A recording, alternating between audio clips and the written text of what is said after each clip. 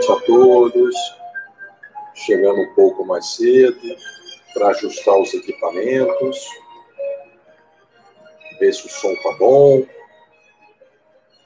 se prefere com ou sem microfone.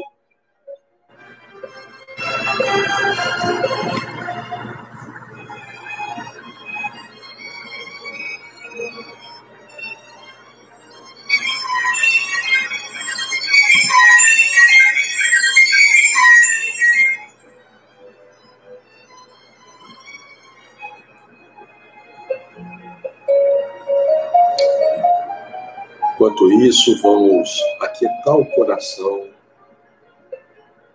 receber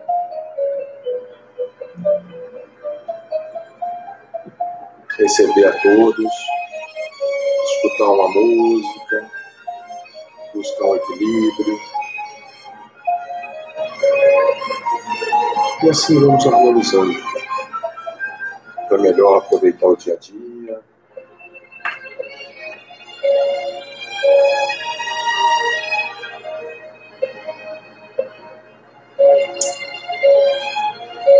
Se alguém chegar, me avisa, por favor, se o som está bom com o microfone, ou preferem sem microfone.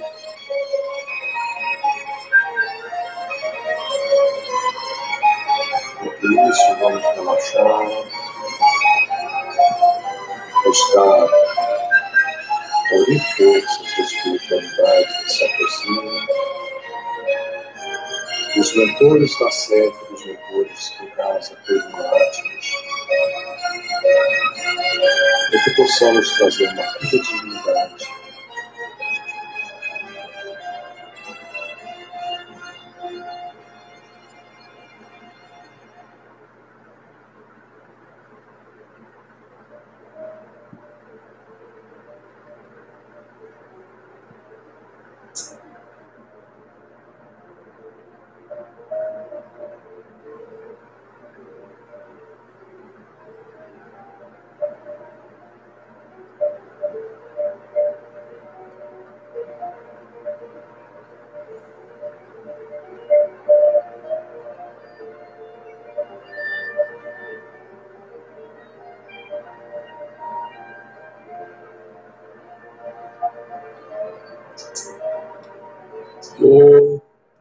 Entrei mais cedo para harmonizar, para verificar como está o som, se preferem som com microfone ou sem microfone, tá? Eu vou tirar o microfone e vocês dão uma avaliada, por favor.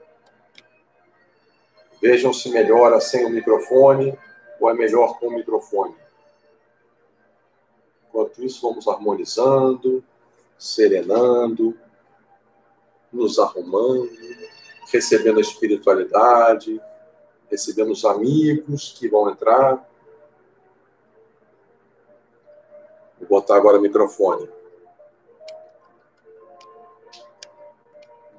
Agora estou com o microfone ativado. Preferem com o microfone ou sem o microfone? Mesma coisa? Se é a mesma coisa, eu vou tirar. Mesma coisa, eu vou tirar. Se tá bom, maravilha.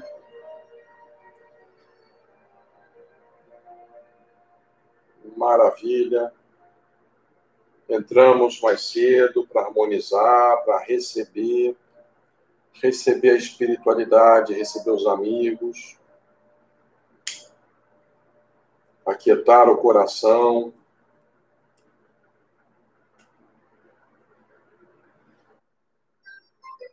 Maravilha. É uma pena que a imagem não dê para melhorar, né? Se desse para melhorar. Oi, Amparo, boa noite. Ô, Alzira, minha amiga querida.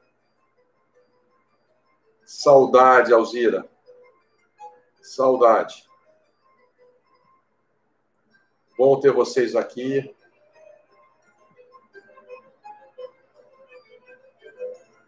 Entrando um pouco mais cedo para harmonizar, né? Para serenar os ânimos.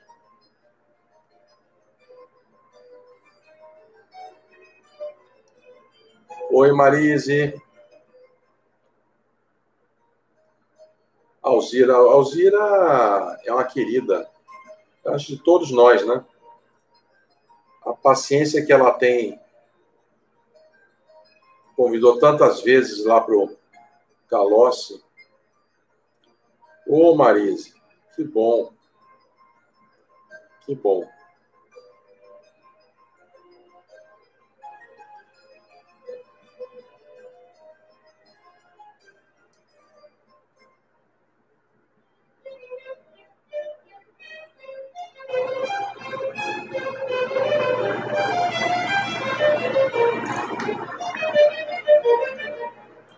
Oi, Aninha. Boa noite, Aninha. Boa noite, Elisete.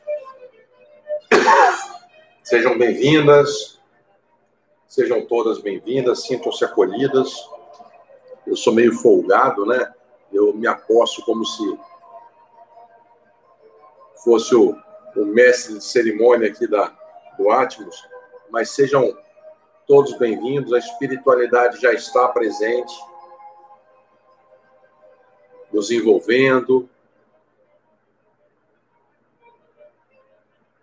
nos tranquilizando.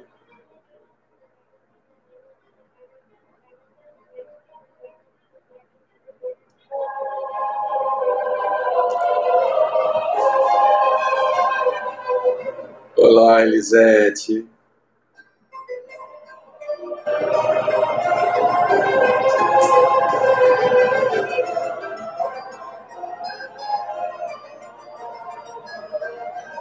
Maristela, seja bem-vinda. Já que você entrou só agora, sejam bem-vinda. Seja bem-vinda. Estou fazendo as honras aqui, recebendo todo mundo.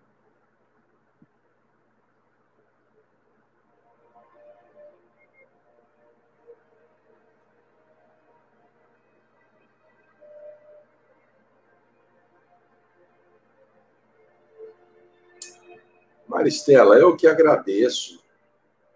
Eu que agradeço. Você pensa que é todo mundo que está disposto a me convidar, pô, para falar? Eu que agradeço.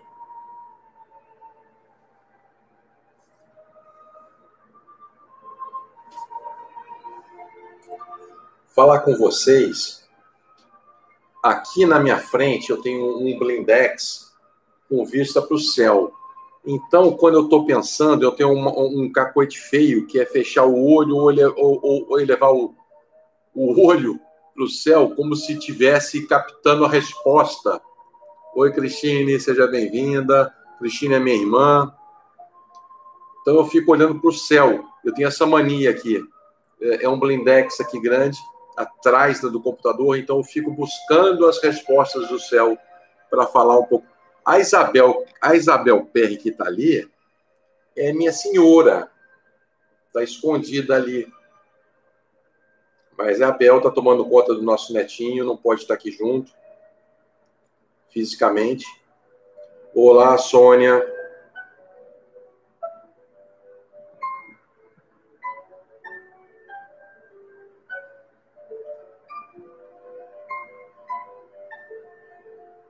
Então, meus amigos, se eu virar o olho para cima, paciência. Eu não tô lendo nada em cima, não. Eu estou procurando, pensando, olhando, contemplando o céu. Eu tenho essas ziqueziras mesmo.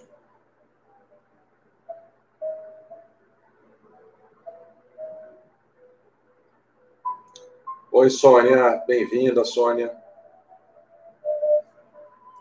Dentro de 4 minutos, faremos a leitura da página. Enquanto isso, vamos batendo um papo fraterno, escutando uma musiquinha no fundo.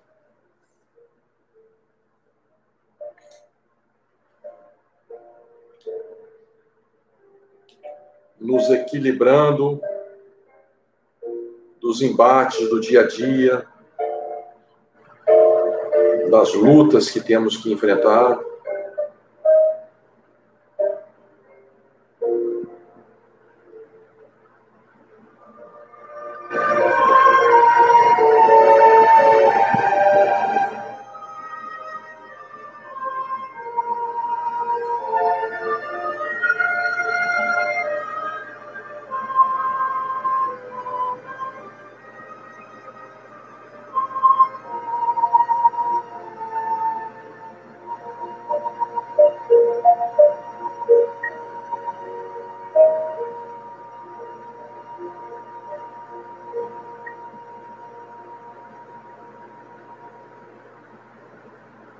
Obrigado, Maristela.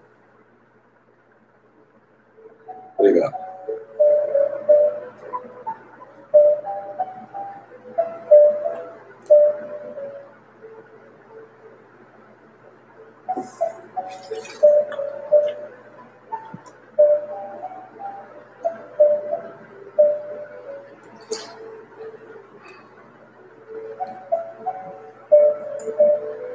Boa noite, Wanda.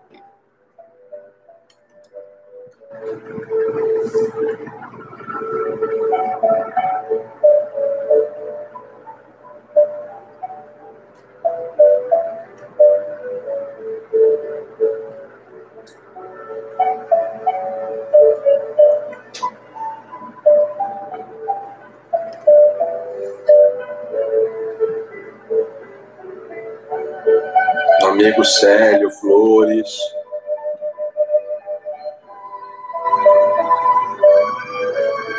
Muito obrigado.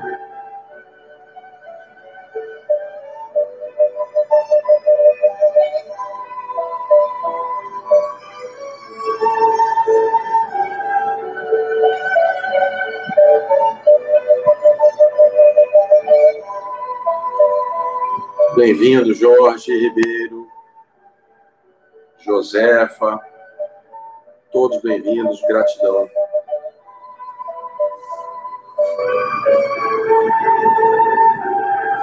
Marise, faltou um minuto para eu fazer a leitura. Muito obrigado, Jorge. Obrigado, Ivanice. Você falou, oi, gente bonita. Assim, eu gostaria de saber se eu estou incluso nessa gente bonita também. Muito obrigado, Jorge. Bom, meus amigos, vamos preparar.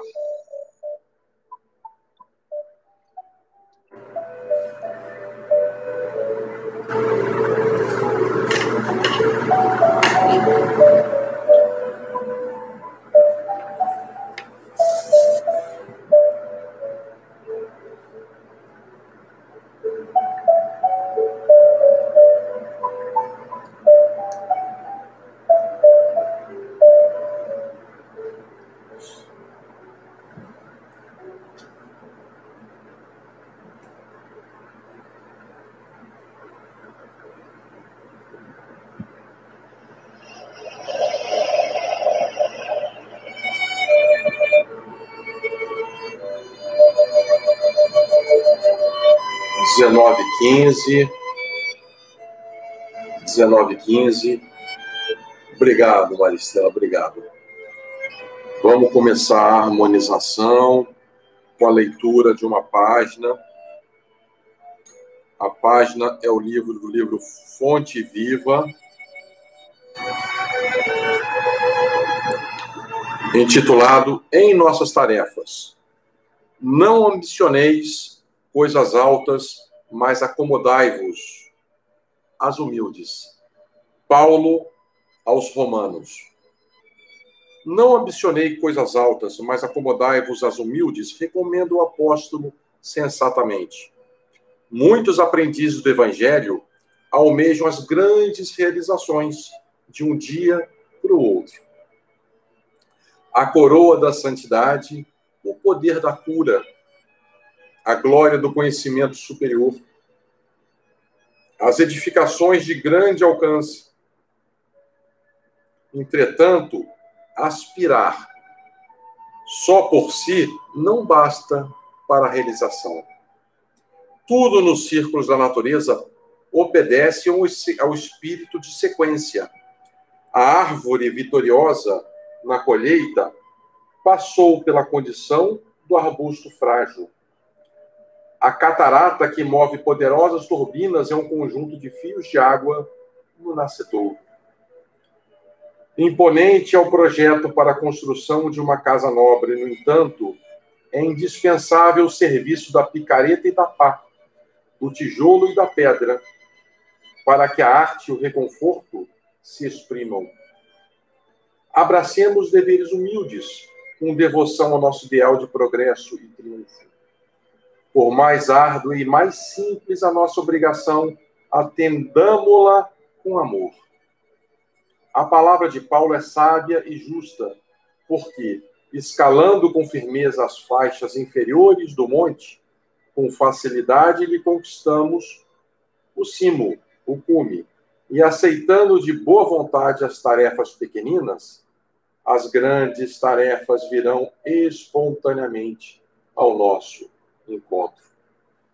E assim, meus amigos, com coração e júbilo pela oportunidade concedida por Deus, por Jesus, pelos bons espíritos, pelos queridos amigos do Centro Espírita Átmos, nossa casa co-irmã, é que aqui estamos, imbuídos no propósito de dar o nosso melhor, trazer lições exemplares maravilhosas, para que seja um estímulo à nossa modificação, à nossa reforma, no sentido de não copiar, mas simplesmente ser possível buscarmos a nossa melhoria.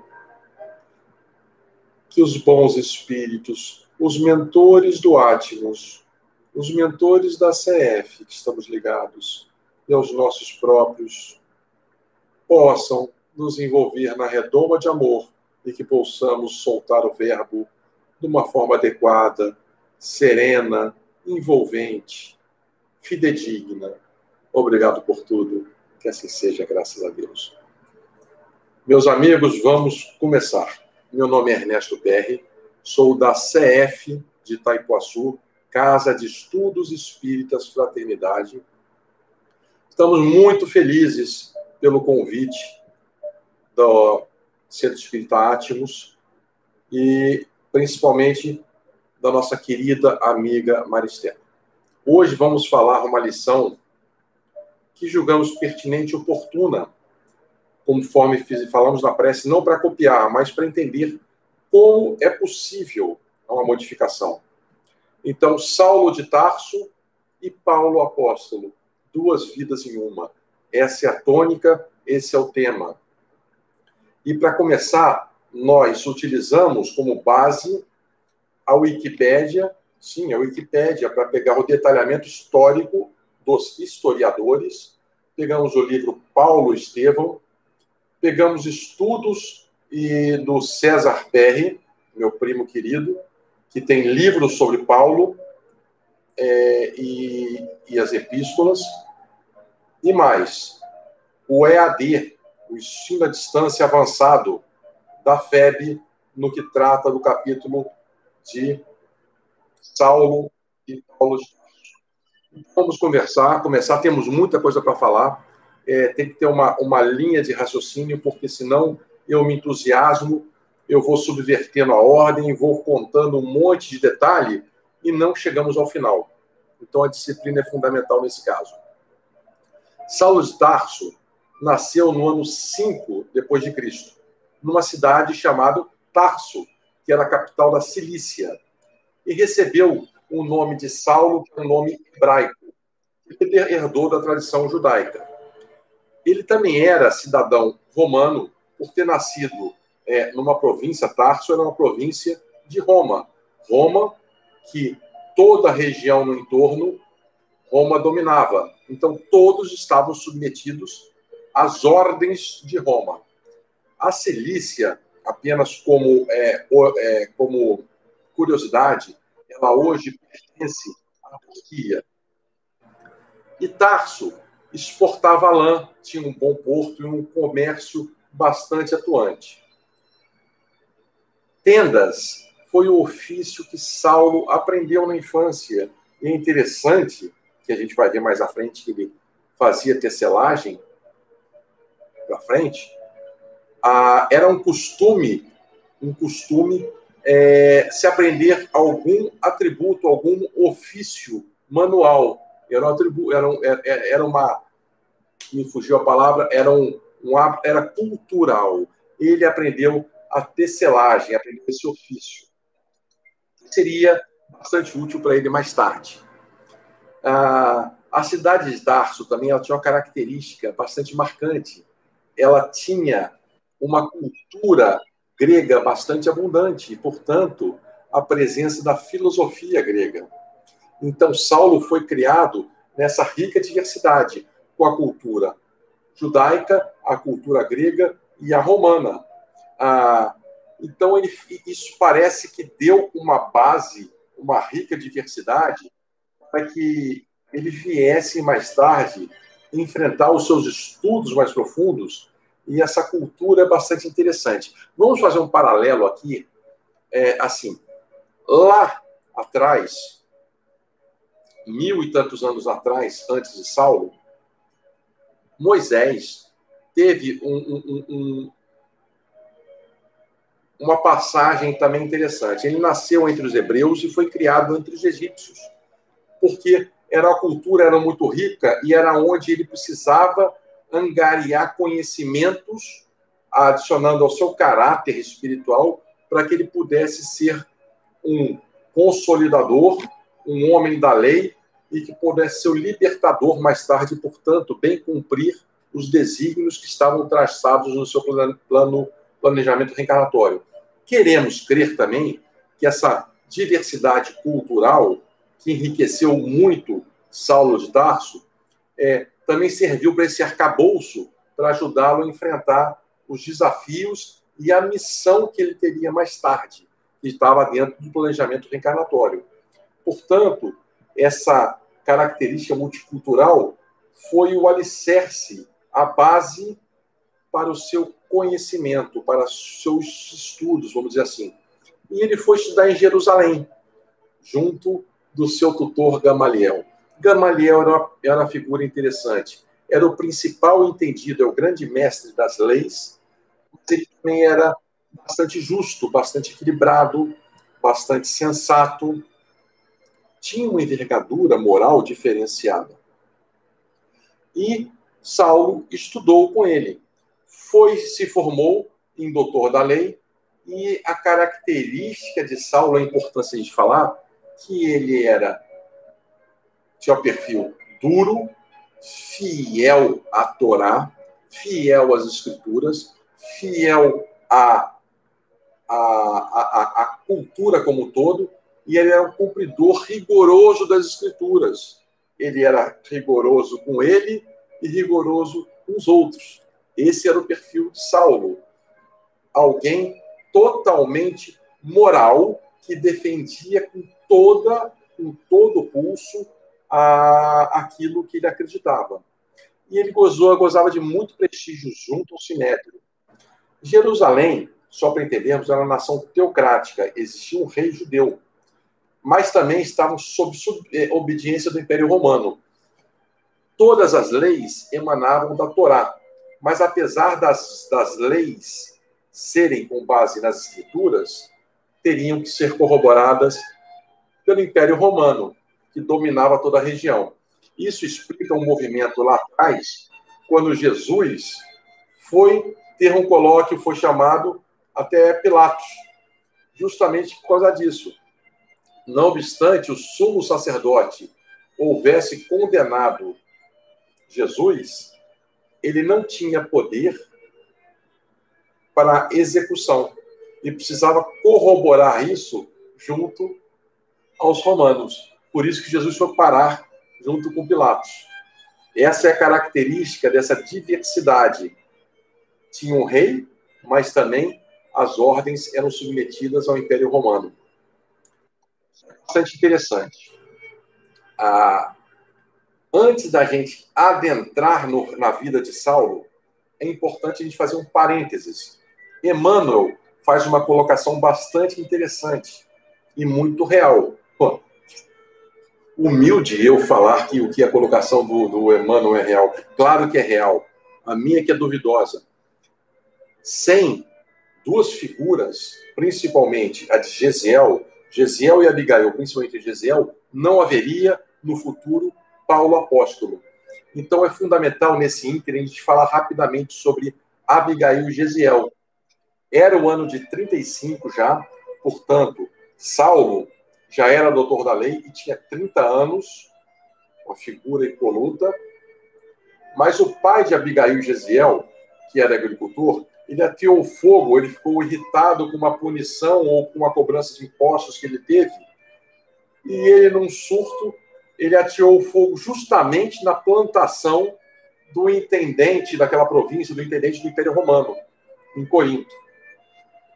Ora, chamava-se Linício Minúcio. Obviamente, ele foi pego e condenado à morte. Gesiel, o irmão de Abigail, foi condenado a trabalhar como escravo. E daí ele foi para uma galera trabalhar como remador. Abigail foi largada ao mundo e foi abraçada por Zacarias e Ruth, que adotaram como filha do coração, acolheram e levaram ela para outra província. Muito bem. Gesiel, já na galera como remador, escravo, estava lá. Gesiel era uma figura íntegra, uma figura culta, que se destacava dos demais. Nesse navio tinha um governador de uma certa província romana chamado Sérgio Paulo, estava a bordo, e estava muito doente. E o responsável pela embarcação chamou justamente Gesiel para ajudar no tratamento de Sérgio Paulo. E que Gesiel demonstrou todo o seu caráter de humildade e amor e tratou com todo respeito, devoção e dedicação. Sérgio Paulo foi melhorando a cada dia e ficou bom. Entretanto, Gesiel foi contaminado justamente pela doença que estava o Sérgio Paulo. Tomaram o centurião, esse era o nome que eu queria, o centurião responsável lá pela embarcação, o comandante, o centurião, ele decidiu jogar Gesiel ao mar para que não contaminasse o resto dos escravos. Sérgio Paulo, em gratidão, mesmo governador romano, em gratidão, interferiu e pediu que não jogassem, que parassem em qualquer porto e o largassem como moribundo lá. E falou para Gesiel para que ele trocasse o nome. Gesiel é abandonado febril às margens do mar Mediterrâneo e um homem o encontra e o leva justamente aos chamados homens do caminho.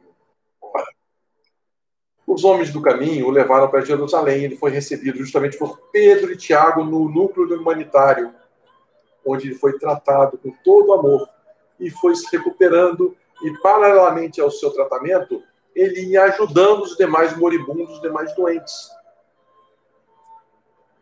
Logo houve uma empatia, claro que houve uma empatia, e ele passou não só a trabalhar, como a aprender as questões da Boa Nova, as questões de Jesus. E Pedro passou para ele as anotações de Mateus e ele as estudou profundamente. Profundamente. Gesiel contou sua vida para Pedro e mudou seu nome para Estevão. Voltando para Zacarias, ele mudou de província e saiu de Corinto, levando também Abigail com ele, a irmã de Gesiel. E ele arrendou terras para cultivo de verduras, frutas e pequenos animais, e teve muito sucesso. Ao final de um ano, ele era próspero, rico. Ele vendia pequenos animais ao templo para sacrifícios, e com isso ele tinha contato com tribunos, com senadores. Saulo foi convidado a assumir um cargo de destaque, ainda com 30 anos, em Jerusalém, junto ao tribunal romano. Em Zacarias, fazendo a social, ele promovia festas. E nessas festas ele convidava os tribunos, os senadores, as pessoas influentes, e numa dessas, Saulo acabou sendo convidado. E conheceu Abigail e tiveram uma empatia, uma sinergia, uma sintonia, como se conhecessem de outros tempos. E de fato se conheciam.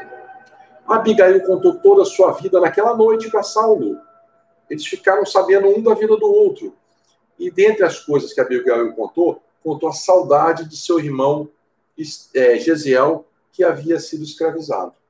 E ela tinha muita saudade dele. Já em Jerusalém, nos dias que sucederam essa festa, Saulo tomou conhecimento dos homens de caminho.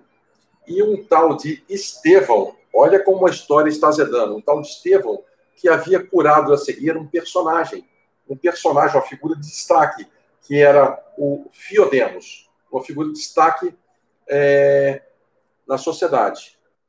Olha, Saulo, com aquele seu perfil enérgico, fiel, julgava-se fiel,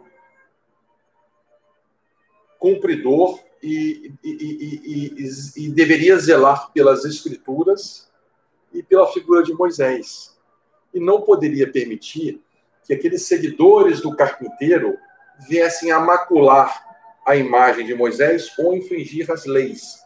Então, Saulo, ele ia diariamente visitar Abigail, né? E naquela noite, após ele tomar ciência, ele prometeu a Abigail que em 6 meses eles se casariam, o que foi efusivamente comemorado pelo patriciado, por todo mundo.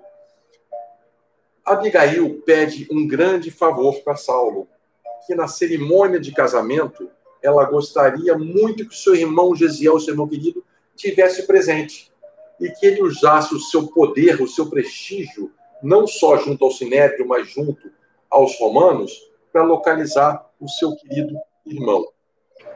Muito bem. Saulo, como doutor da lei, ele teve uma figura rigorosa, marcante, cumpridor extremo das leis. Mas ele não só avocava para si esse rigor, mas como para os próximos.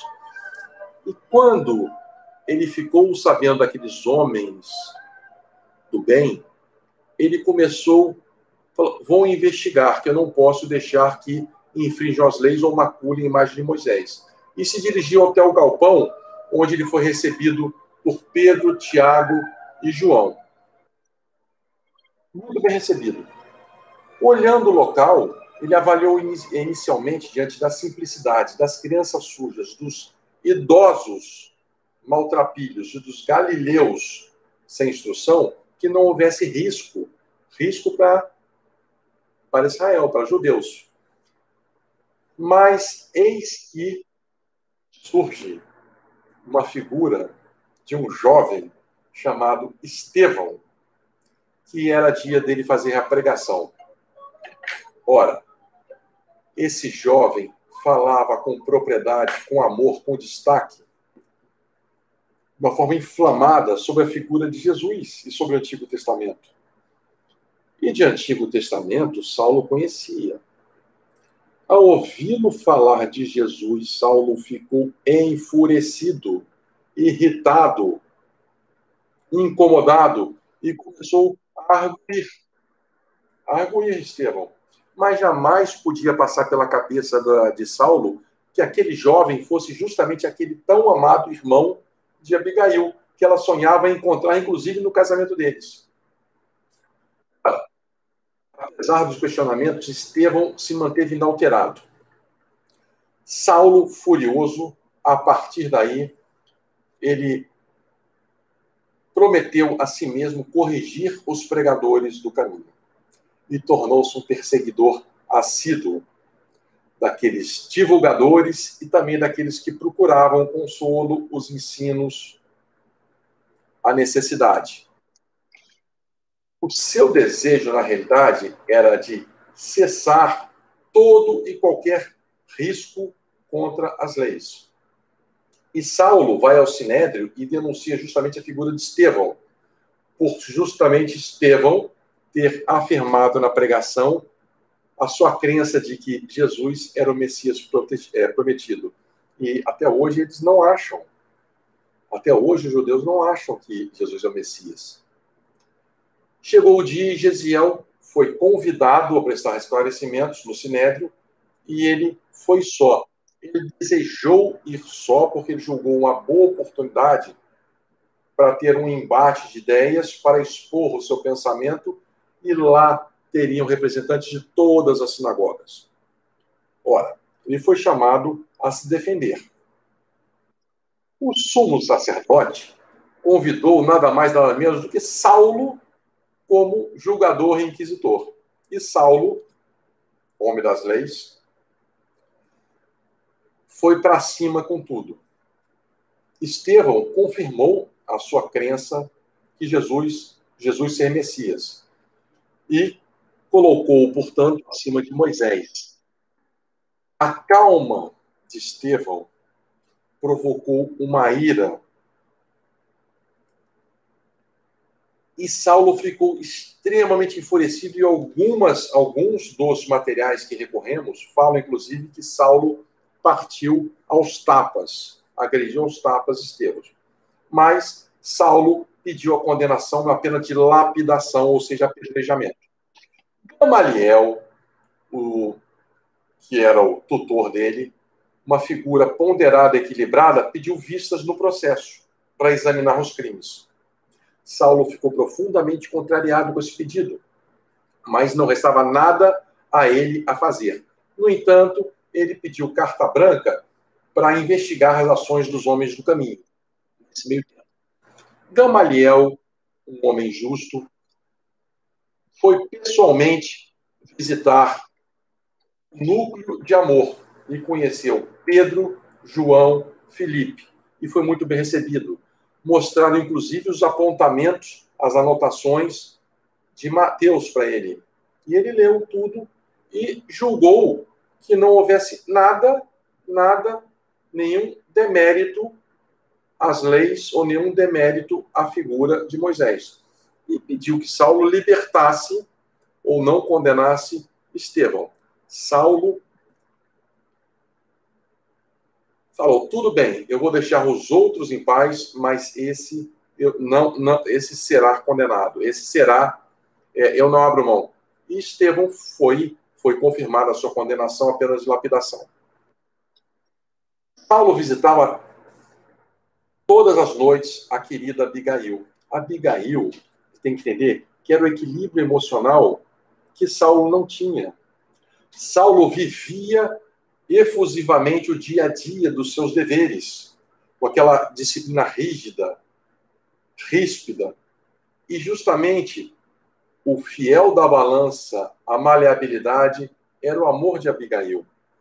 E aí nos abre um ponto de pensamento, de reflexão.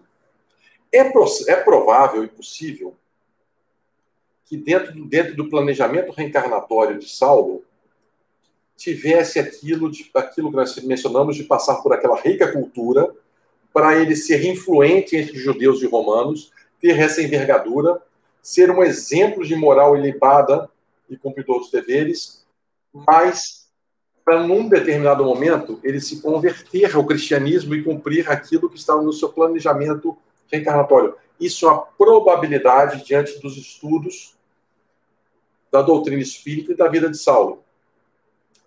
Mas, meus amigos, usurpar os poderes, fazer o mal, isso jamais, perseguir, jamais pode estar incluído num planejamento reencarnatório.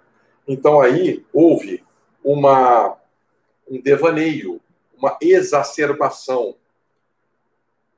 Em se tratando da questão da conversão para ser um missionário de Jesus, entendemos que Paulo poderia ter tido algumas oportunidades, assim como nós em nossas vidas. Quando ele se aproximou de um homem justo, íntegro, como Gamaliel, podia ser o início de uma oportunidade. Quando ele conheceu Estevão pregando, possivelmente uma outra oportunidade. Quando ele se reencontrou com Abigail, amorosa, possivelmente uma outra oportunidade. Mas a vida é feita de decisões, assim como a nossa, que sucessivamente perdemos as oportunidades de chamamento. E Saulo, numa dessa noite, pede para Abigail, conversa com ela sobre a lapidação, que era um evento, era um must, e pede para que ela esteja ao seu lado naquele evento histórico. E ela pede amorosamente que ela compreende a cultura ritualística, mas ela pede que ela entre depois, quando o moribundo já tivesse, para não ver nenhuma cena dantesca, cena triste, véu de sangue. Chegou o dia, Estevão atado ao tronco e apedrejado. E desfalece. Nesse momento, Saulo chama Abigail, que adentra no local, olha para aquele moribundo, sujo, barbudo, maltrapilho, ensanguentado e reconhece a figura de Jesiel. Essa trama fez com que Saulo ficasse atônito, sem palavra, julgou tratar-se de um engano. E assim, quando a gente faz alguma coisa errada, que dá errado, a gente fala, meu Deus, o primeiro passo é negar. Pede os guardas que o retirem rapidamente, esse semi-morto, e Abigail vai com ele, abraça Jesiel e trocam breves palavras. Alucinado, Saulo vê desmoronar os seus sonhos matrimoniais. Ele entende ser impossível manter a relação com a querida e amada Abigail, que ele amava de todo o coração, toda a alma, e ele rompe com ela. E Saulo passou a ser o grande algoz e o grande perseguidor. E Estevão, sua primeira e grande vítima. Se iniciou aí uma perseguições, julgamentos, prisões. Abigail voltou para a casa de seus pais adotivos.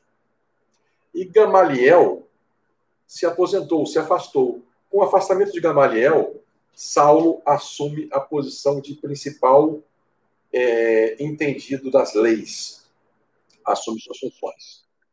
Então, sem a presença de Abigail do seu lado, que era justamente o equilíbrio da balança, ele parece que se petrificou e ficou muito mais ríspido, muito mais duro em suas ações quando os simpatizantes de Jesus foram se agravando cada vez mais.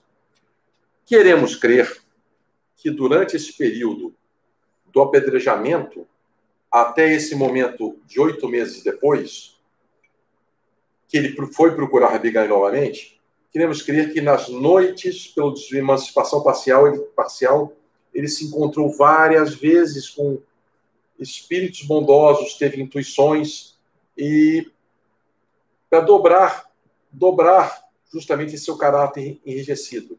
Ao final, chegando 8 meses após essa lapidação, Saulo, abalado pelas noites mal dormidas, foi procurar Abigail. Foi recebida com ternura e amor por Zacarias, que relatou o grave estado de saúde de Abigail. Abigail, sem mácula, sem ressentimento nenhum, característica de uma figura nobre, engrandecida, mostra que Saulo estava errado lá após a lapidação. Ela não demonstrou nenhuma mágoa com Saulo em relação a Jesiel. Nada. Falaram do amor que um nutria pelo outro, que os unia, e ela, no fundo, sabia que já estava debilitada, doente, que em breve deixaria o corpo. Saulo decidiu que todas as noites ele viria visitá-la. Abigail conta para Saulo que teve um contato com um tal de Ananias, um pregador da Boa Nova, um fiel trabalhador, divulgador, que ensinou os ensinos de Jesus, e ela fora convertida ao cristianismo. Esse momento é provável que seja um outro passo decisório para a sua modificação íntima, para se reformar. Ele ouviu, mas não escutou. Nesse momento, ele apenas foi embora, que estava preocupado com a saúde de Abigail. Foi embora, voltou para Jerusalém, e no dia seguinte chega a notícia para que ele volte, que Abigail tinha piorado muito. Ele chega lá e Abigail dá uma notícia espantosa para ele, que ela sonhou na noite anterior com Jesiel, que é Estevão, e deu a notícia que Jesus tinha uma missão de peso reservada para Saulo. E Abigail desfalece e morre, faz a passagem nos braços de Saulo. Saulo ficou chocado, desesperado, e passou 3 dias na casa de Zacarias, como se quisesse beber do ambiente, das paisagens, do som, de alguma forma receber os eflúvios de energia de Abigail. De nada adiantou. Voltou para Jerusalém, sem qualquer esperança outra, senão se entregar à fúria e à ira de defender as leis de corpo e alma. Vai ao Sinédrio e apresenta o projeto, o pedido de aprisionamento de todos os divulgadores da Boa Nova, o que é aceito. Nesse momento, ele aproveita e participa da tortura de alguns prisioneiros e tem uma informação preciosa, que um tal de Ananias, aquele que converteu Abigail, estava indo para Damasco. E ele acreditava piamente que Ananias era um culpado porque tinha desvirtuado Abigail. Ora, ia buscar vingança a qualquer jeito. Preparou uma pequena caravana e partiu para Damasco. Deixa eu ver o horário. Opa, meu Deus do céu, não pode ser. Eu estou muito atrasado, meus amigos. Acho que vou ter que fazer uma outra parte. A vida de Paulo. Mas Saulo foi para Damasco e viu um clarão que o deixou cego. E começou um colóquio: Saulo, Saulo, por que me persegues? E Saulo responde: quem sou vós, Senhor? Não, Jesus falou: Saulo, Saulo, por que me persegues? Quem sois vós, Senhor? Eu sou Jesus, a quem está perseguindo. E fala uma palavra: não recalcitre contra os aguilhões, como se falasse: Saulo, chega de postergar, chegou a hora. Não postergue mais as oportunidades. Esse é o momento da conversão. E Saulo pergunta: Senhor, o que queres que eu faça? Levanta-te e adentra Damasco, e lá será dito o que fazer. Os acompanhantes de Saulo julgaram-no absolutamente louco, porque nada viam, só viam ele falar e não viam ninguém responder. Deixaram ele, e apenas um ficou e o levou para dentro de Damasco. Jesus se apresenta para Ananias, que sabia da intenção de Saulo de persegui-lo, e Jesus pede que o socorro. Parece piada, né? Ananias responde: mestre, ouvi muito falar desse homem, dos males que praticou aos teus seguidores. Mas Ananias não somos nós. Se fôssemos nós falamos: Jesus, pelo amor de Deus, piada comigo não. Pede para outro. Mas a fé e a crença em Jesus eram maior, e Ananias foi. E Jesus complementou: esse homem é para mim um instrumento de escolha para levar meu nome diante das nações pagãs, dos reis dos filhos de Israel. Então, olha que interessante, o mesmo homem culto que servia como fiel, com rigor, zelava pelas leis e era muito respeitável, seria o mesmo que iria se expor e defender o cristianismo e multiplicar a boa nova. É genial, é maravilhoso. Ananias localiza Saulo no local havia indicado e cura daquela cegueira, e os livros falam como se caíssem escamas daquela cegueira provisória. Saulo e Ananias se abraçam pela emoção, e a partir daquele momento ele decide seguir Jesus. Ananias o batiza pelo nome de Paulo, e esse foi um divisor de águas e ocorre profunda modificação. Saulo era um personagem muito importante, reconhecido e respeitado tanto pelos judeus como pelos romanos. Ao se pronunciar oficialmente, ele perde todos os seus poderes e ainda é deserdado pelo seu pai. Lá no ensino à distância da FEB, fala que a missão de Paulo, de uma forma mais simplista, falava assim: todos os missionários, todos os apóstolos, eles eram de origem muito simples. Eram espíritos com envergadura, mas naquelas existências, basicamente, a maioria eram pescadores. E eles sofreram uma influência muito grande do meio e da matéria. Jesus precisava de alguém, com seu retorno para a espiritualidade, que tivesse um pulso, um virtuosismo para levar de uma forma mais purista e simples os seus ensinamentos, sem que se transformasse em questões aristocráticas. Então, o espírito luminoso e enérgico de Paulo era fundamental, ou seria fundamental, para a divulgação do cristianismo. Paulo escreveu suas epístolas, e isso deu uma divulgação não só presencial, como pelas epístolas, divulgando e dando uma formatação à nova doutrina. Fundou várias igrejas, vários pontos de estudo do evangelho, e cidade após cidade, igreja após igreja, ele falava efusivamente em Jesus, tal qual Estevão. Ele falava com vigor, com amor. Muito bem. Ah, Paulo foi para o deserto e viveu no oásis de Palmira como humilde tecelão. Ficou meditando e estudando os registros, a história de Jesus. Emmanuel relata também algo interessante, que lá no deserto ele teve um contato pela emancipação parcial com Abigail, com Estevão. E Abigail perguntou algo inusitado para Paulo, que serve para cada um de nós. Paulo, por que choras se está apenas no começo? Por que choras se está apenas começando? Abigail fala, ama, trabalha, perdoa, espera. Ama, trabalha, perdoa, espera. Isso, Emmanuel disse que deu uma firmeza e um estímulo para ele romper com o passado e definir todo o seu roteiro de vida. E essa conversão foi datada entre os anos 31 e 36 depois de Cristo. 3 anos após sua conversão, lá nos idos de 39, ele foi para Jerusalém e se encontrou com Tiago e com Simão Pedro. 15 dias de lá. E teve desavenças porque Tiago e Pedro, eles queriam, para diminuir a fúria do Sinédrio, fazer com que aqueles convertidos ao cristianismo passassem pelas tradições iniciáticas do judaísmo. Ora, olha que interessante. Saulo, ex-doutor da lei, rigoroso, cumpridor das escrituras, e agora Paulo, fiel cumpridor dos desígnios simples e puros de Jesus, foi contra aqueles apóstolos. Ele questionou esses entendimentos, a flexibilização, e ele se mostrou contra. Como não teve eco, foi embora. E foi embora, se juntou a Barnabé e foi para Antioquia, que hoje é Síria. Fundaram um agrupamento lá para que as pessoas necessitadas e interessadas estudassem as lições de Jesus.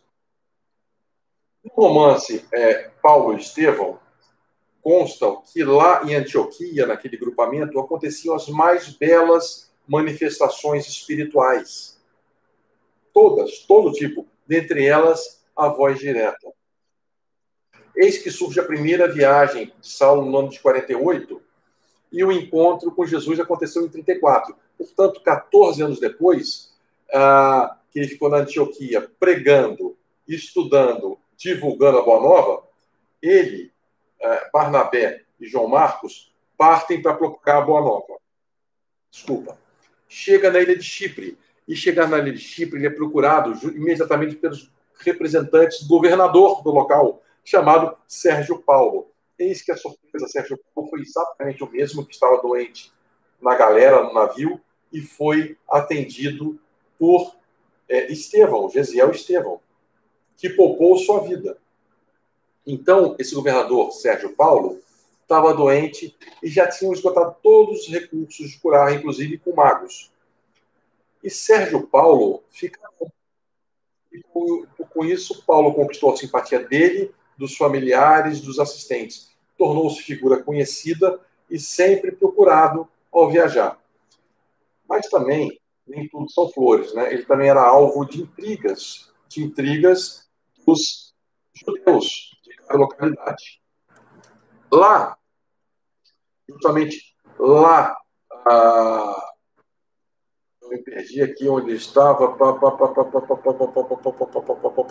do governador Sérgio Paulo, eu me perdi, Chipre.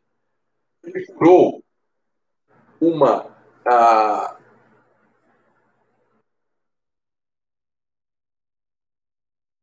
Espera aí que eu me perdi, faz parte, perdi.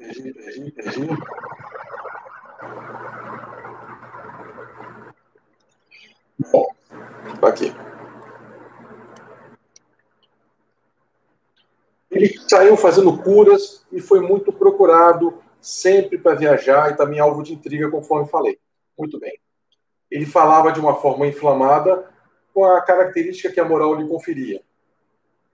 Mas gerou uma grande controvérsia lá em Antioquia pelas tradições, aquela questão de aceitarem as tradições judaicas. Com isso, o pessoal, os trabalhadores lá de Antioquia, pediram que ele fosse para Jerusalém com Barnabé, para discutir essa questão histórica. Então, 14 anos após sua conversão, em 49, Paulo vai para Jerusalém e participa do concílio apostólico.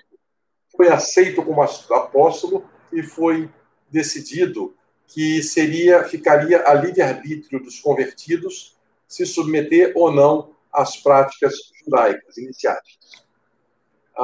Eu gostaria de saber da Maristela se eu posso continuar ou eu tenho que parar. Eu estou um pouco perturbado com isso. Maristela, você podia me avisar se eu tenho que parar ou eu posso ir mais adiante? Por gentileza? Aí você me avisa, por favor. Bom, eis que surge a segunda viagem para Tessalônica, Filipe e Coríntio. E Paulo, Silas e Timóteo partiram na segunda viagem e foram fundando igrejas por onde passavam. Em Filipos, ele libertou uma mulher da obsessão, uma mulher que fazia adivinhação.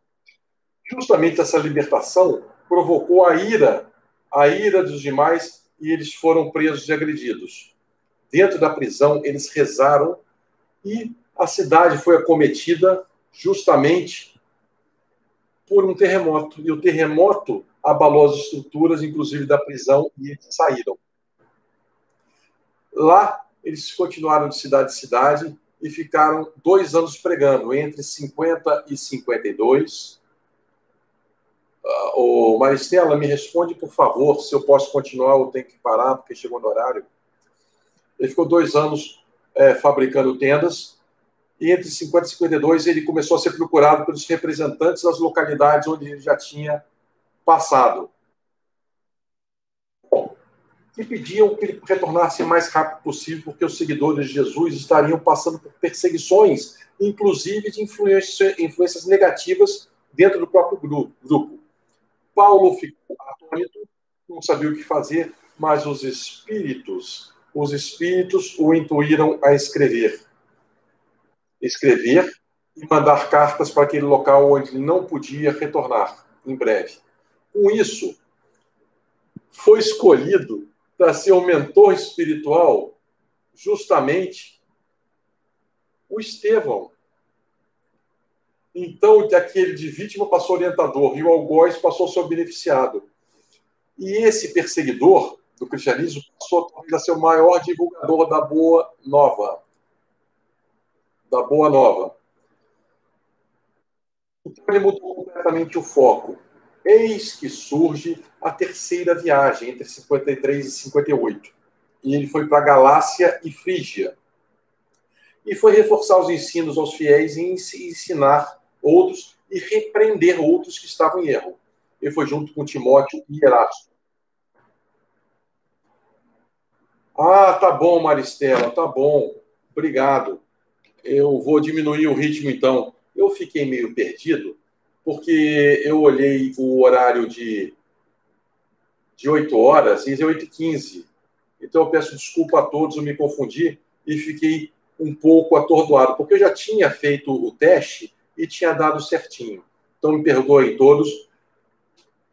Vou voltar a serenar, vou beber uma água e esse destempero vai passar e vamos voltar a toda a calma e todo o equilíbrio.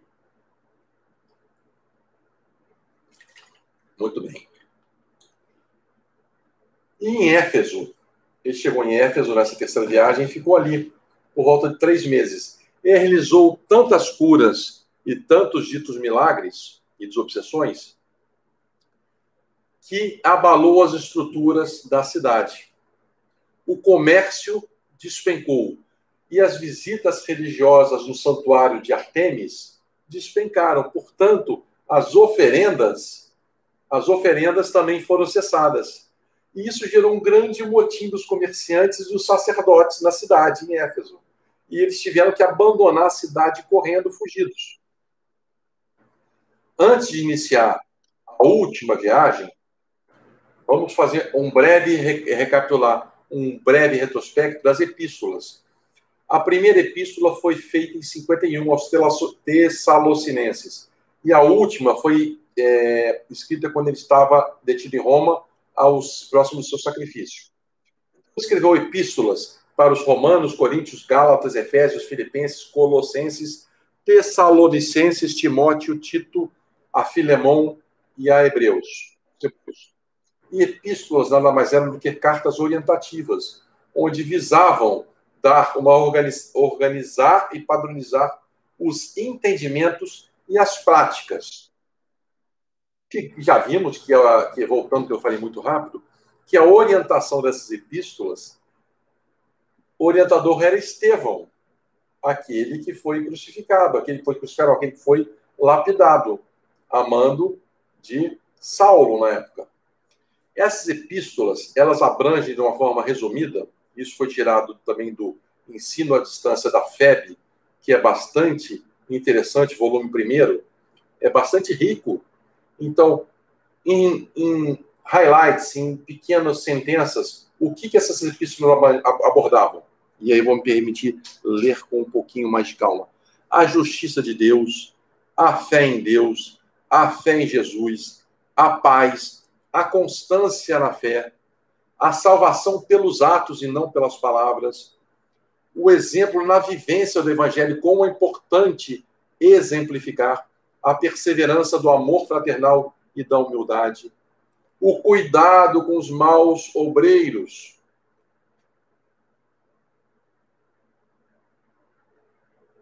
Maristela, isso aí. Eu entrei um pouco antes, aí eu dei vazão às minhas loucuras, mas é assim mesmo, eu sou meio afetado mesmo, não se preocupa não. Cuidado com os maus obreiros, o cultivo dos bens espirituais. Meus amigos, preste atenção, em cada sentença dessa é algo que estava colocado, inserido no contexto das epístolas. Se isso tudo não tem correlação com as práticas, boas práticas do bom cristão e também de um bom espírita. Vamos continuar. Elucidava a concórdia, a união, a missão dos pregadores, a necessidade da vida moral e reta, que o cristão não pode, não deve ser idólatra e nem faz sacrifícios aos ídolos, às imagens. Os dons do Espírito, falava de espiritualidade, dos tipos de mediunidades, dos tipos de espíritos, necessidade da caridade, as tribulações decorrentes da divulgação do cristianismo, as dificuldades que eles encontraram, as retaliações, a necessidade do bom ânimo, o cuidado com os falsos profetas, o valor da prece e da oração, a precaução com os espíritos enganadores, o cuidado com os velhinhos, com os órfãos e com as viúvas, a firmeza e constância no ministério cristão, não temer as provocações, não temer as provações e ser caridoso permanentemente. Então, meus amigos, esse núcleo daquilo que estava nas epístolas é essencial para nós vivenciarmos como bons cristãos os dias atuais. As crises pelas quais os apóstolos passaram e os seguidores passaram da Boa Nova passaram são crises que nós passamos. Não a crise física mais, das retaliações, execrações públicas e físicas e morte, mas as dificuldades. Porque é difícil fazer o bem, dá trabalho. Existem contraditórios encarnados e reencarnados.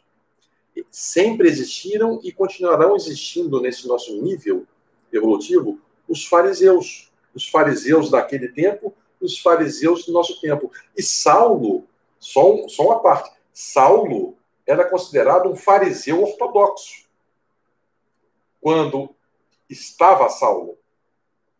Então, nas epístolas também falava sobre os dons espirituais e os tipos. E Paulo falava que os dons espirituais fossem usados comedidamente, decentemente, como se tivesse uma ordenação, uma organização, como se fosse uma orientação de prática mediúnica. Ele aborda a palavra corpo espiritual na Epístola aos Coríntios, que é o que nós chamamos de perispírito. No Novo Testamento, isso tudo já é estudo do Antônio César Perry. No Novo Testamento, a palavra espiritual é abordada 26 vezes, das quais 24 vezes por Paulo. Então, meus amigos, Paulo, nós podemos entender que ele é uma figura de destaque fundamental no projeto reencarnatório dentro da organização que Jesus desejou dar para a divulgação do cristianismo, mas também para o espiritismo. E o espiritismo é o cristianismo redivivo. Muito bem. Continuando. Paulo estava preparando a sua última viagem para Roma, para novas pregações. Nessa noite ele adormece e recebe a visita de dois espíritos. Quem? Estevão e Abigail, os dois irmãos. E lhes avisam para voltar para Jerusalém para testemunho necessário e somente depois de ir para Roma. Depois disso, ela deixa a dica que Paulo entendeu perfeitamente, que eles poderiam se reencontrar. E Paulo decide voltar a Jerusalém a pé, para que ele pudesse passar de igreja em igreja, se despedindo de todos, e todas as pregações foram feitas em tons de despedida.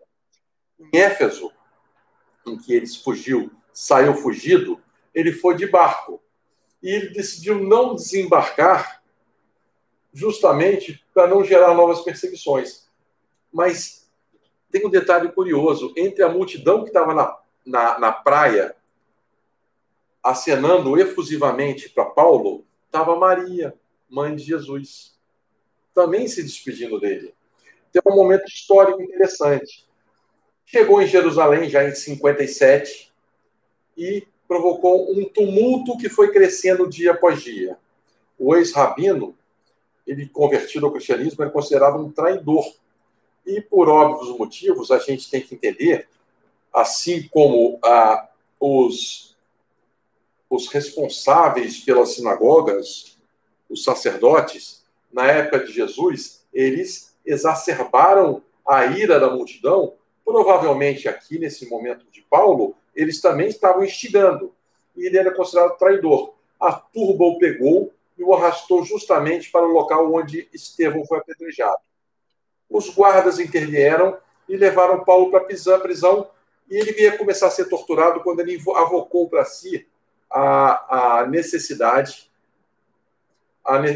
evocou para si a sua condição de cidadão romano. Ora, nos judeus podiam descer o sarrafo, nos romanos não, era diferente. Então ele foi conduzido para ser ouvido pelo tribuno romano Cláudio Lísias. E Cláudio Lísias passou a ter uma simpatia pela sua inteligência, pela sua vivacidade, pela sua energia. Esse tribuno, ele ficou sabendo que os sinédrios estavam pagando para que matassem o apóstolo. E com isso tomou a decisão de transferi-lo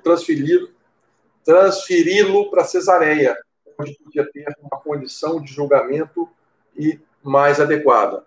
Ficou 2 anos em Cesareia e continuou 2 anos preso. E se comunicou com as outras igrejas através de cartas e também teve a visita de interessados em obter esclarecimentos.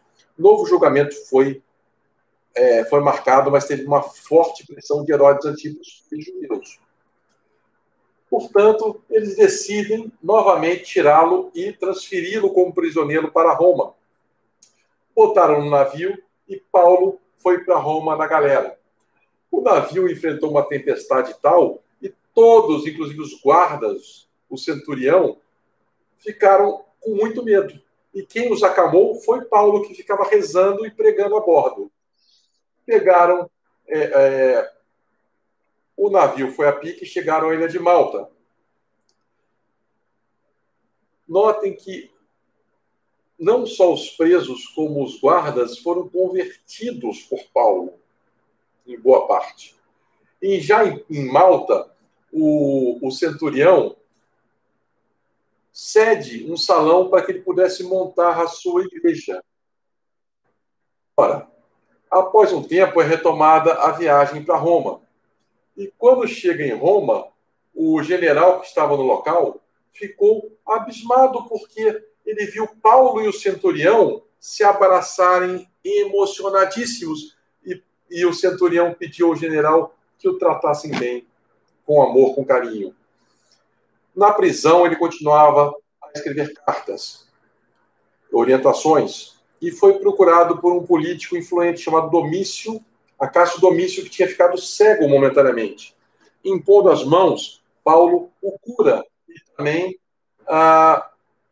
angaria simpatia. Acácio Domício pede a intercessão e pede que seja revista a punição de Paulo. Acabam por absolvê-lo. Ao sair, não descansou um minuto. Paulo saiu pregando de igreja em igreja em Roma. Até que, em 64, um cidadão chamado Nero, que tinha um desejo de reformar a cidade, ele organizou, planejou e comandou um fogo em Roma que saiu do controle. Roma pegou fogo completamente. Saiu do controle. E Nero prometeu ao povo que ia pegar os responsáveis. Ora, quem seriam os responsáveis e perseguidos, senão os cristãos, que saíram a se esconder em cemitérios e catacumbas. Paulo continuou pregando no cemitério de catacumbas aos corajosos. E todos acabaram presos. Mas Paulo pede a intercessão dos seus amigos poderosos para ter um colóquio, uma audiência com Nero. E Paulo faz a defesa de todos. E Nero fica impressionado. Mas Nero pede que somente Paulo seja solto, mas acompanhado de perto pelos guardas. Os demais foram presos e condenados. Paulo não tem amigos próximos, apenas Lucas, e escreve sua última carta ao seu discípulo querido Timóteo. Ele se instala na casa humilde de Lino e Cláudia, que eram recém-convertidos ao cristianismo, e algumas semanas ele fica lá vigiado de perto. Certo dia, pegaram Paulo, sem mais nem menos, o levaram para a prisão e logo depois retiraram ele escondido na noite e levaram para fora do centro de Roma. E o guarda falou para Paulo: lastimo ter sido designado para esse feito por determinação do imperador Nero. E Paulo entende que ele vai ser morto. O algoz tremendo com a espada nas mãos, e Paulo falou: não trema, cumpra o seu dever até o fim. E um golpe rápido de espada fez seu corpo desfalecer. Então, meus amigos, a influência de Paulo para o pensamento religioso, fundamentalmente o cristão, e o espiritismo, que é o cristianismo redivivo, foi fundamental. Paulo foi talvez o discípulo mais fundamental por dar uma continuidade com o seu rigidez, o seu fortalecimento, a sua modificação íntima. César Perry fala algo interessante, que ele era um espírito preparado, um vaso preparado. Ele só estava com o foco errado até o momento e cometeu atrocidades.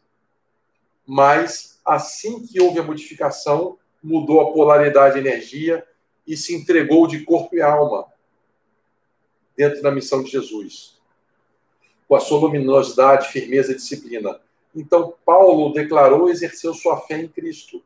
Mas a missão de Paulo, se tem alguma síntese, ela pode ser resumida entre fé, amor e caridade, dentre as quais a caridade é a mais importante.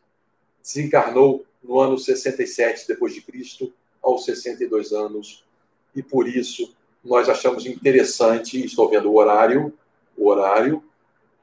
passou um minuto, achamos interessante trazer essa história, duas vidas em uma, para mostrar essa modificação, o mesmo caráter, mas com polaridade inversa.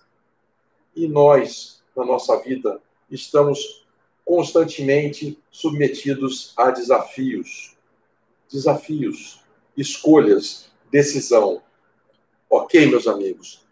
Essa foi a história de Saulo de Tarso e Paulo apóstolo, e queremos crer que algo tenha ficado para reflexão, para introjecção, para que possamos, cada um de nós, fazer diferente nessa encarnação. O momento é chegado. Temos o nosso planejamento reencarnatório.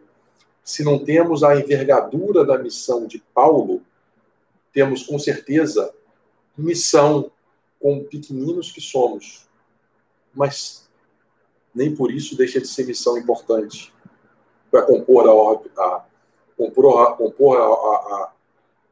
obra do Criador. Tá bom? Agradecemos a todos, agradecemos a Deus, a Jesus, aos bons espíritos, pela oportunidade, pela serenidade, pela fé, pela esperança.